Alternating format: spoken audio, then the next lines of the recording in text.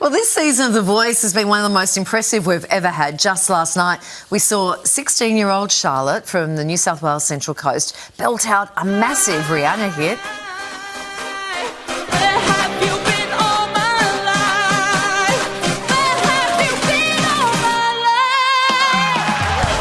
And then there was this moment, which was a first for The Voice, when an artist did their blind audition without a microphone.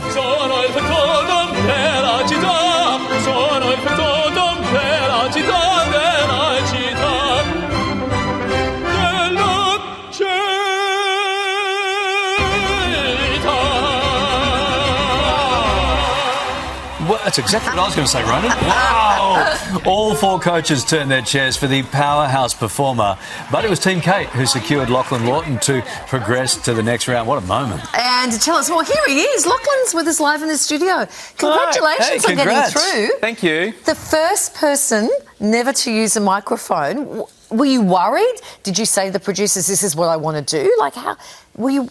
Yeah, initially we were thinking about, will it work in the set itself? Will it be too quiet? Will it change with people in there? Because the acoustic changes as soon as you put 150 people in a room. Yeah, sure. It gets really soft. So we had no idea what had happened. So it was really a risk that we were willing to take and then see how it went. But it went well. But then, you know, when you hit those beautiful notes, and there were plenty of them, that the crowd really starts yelling and screaming, is the voice not lost in that as well? Were you worried about that bit? You push a bit harder. Yeah, right. You go a bit more. You try a bit harder, yeah. Mate, all four coaches turning for you. Kate's background in music made her, you know, your pick, of course. But was there a close second or a third, and why? What Yeah, Ronan was definitely close second. He was... Because of his opera background? Yes, of course. Yeah. No, his fashion background. Yeah, right. That shirt.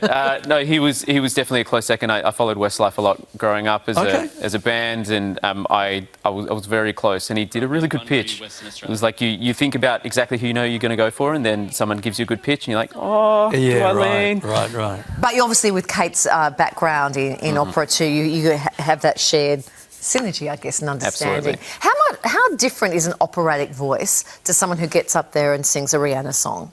It's just years of training. It's just we're just a bit more open and a bit more supported through our bodies, and we're just a bit more active. And I think as soon as you take the microphone away, you realise how much extra you've got to do. I think it's like going for a run versus riding a bike. The apparatus isn't there for you to go faster, so you've got to try and train yourself to get into that proper breath control, that proper support, so you can be as loud and as free as possible. That's what opera is. What about as you progress, right? You can't do opera all the time, right? What about when they throw you a Bieber song or something? You up for that? Yeah, that's fine. It's just trying to learn and fit yourself into a different style. It's like fitting a Lego piece in there somehow. We sort of learn to drive this particular car, and it just feels like learning to drive a different car. You just got to make that mould and make it fit. But you bang up for that? Yeah. Excited for that? Always, but there are some songs which are kind of a bit of like bohemian raps. Oh, that's kind of a bit of a mix between the two. Yeah, Freddie Mercury had amazing technique. Yes. He learnt from Montserrat Caballé. She was an amazing opera singer that he loved, and they've got a song that they do together, actually, and he admired opera singing all the time because it made him better and more sustainable on tour so that he could do it all the time. Well, Snoop Dogg the same. Of course, yeah, he does things. Yeah. And Meatloaf. And Meatloaf, I understand. Is this true that an opera singer's voice can be as loud as a jet plane? We're pretty close. We're pretty close decibel-wise, yeah. If you stand next to, in particular, sopranos, while they're on stage, they are so loud. They hit the right ferment to get over the orchestra, and they use the right amount of space. That's sort of what we go for, that chiaro scuro.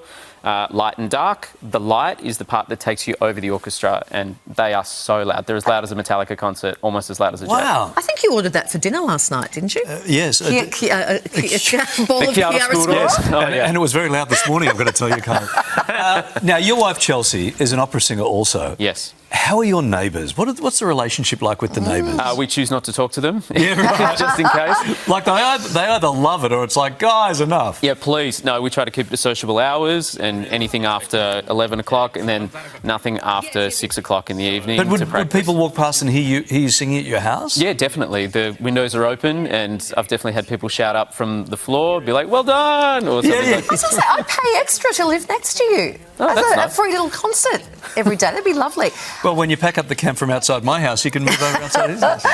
Do you think you could give us... I don't know if your vocal cords are warmed up this morning. Is there anything that you would like to share with us here on, on the couch? Yeah. I can do a brief verse from... Opera Australia is currently doing Don Giovanni, which is actually what my wife is on touring at the moment. She's out in Wollongong, yes. but I can do a brief bit of Don Giovanni.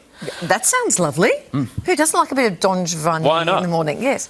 De vieni alla finestra, oh mio tesoro, de vieni al consolare il pianto mio. Just his brief one. He sings to a woman in the window. Wow, amazing. That was great. That's beautiful. It's only the voice, it's the language, right? Do you know what you're singing? Or Definitely. That's one of the hardest bits about being opera singers too. We learn 5 languages. We learn Italian, French, German, a bit of Russian as well. There was an opera last year that was in Czech. So we've got to just make it happen. Well, I thought you might just learn it phonetically, but I guess you do have to understand the words to make it make sense, right? Definitely.